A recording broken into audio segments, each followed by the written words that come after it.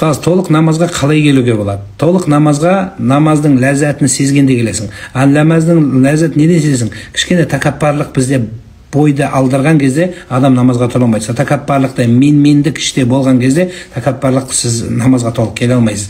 Келсеңіз де ойыңыз басқа жақта тұратын болады. Соны хушуқ, мен Құдайды көрмесем де Құдай мені көріп тұр. Алла тағала қайта сендер топырақтан жаратылдыңдар, бір судан жаратылдыңдар, нәжістен жаратылдыңдар деп қайта айта береді. Неден? Тәкаппар болма дегенсіз. Тәкаппар болған сайын сен Құдайға мұқтаж болмайсың. Не то что Құдайға мұқтаж бол, қол жаюға ерінесің. Байқайсыздар ма? Кейбір қол жаймайды, бүйтіп тұрады.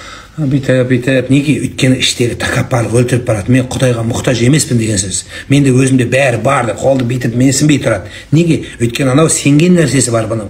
Бірақ сүйінген нәрсесі бар. Сенгені кем болып тұр. Сондықтан да Алла тағала оны орнына айыстырып, ертең күні сол жаңағы сүйінген нәрсесін аяғын аспаннан келтіріп, сенген нәрсеге қайта баратын ақиқат.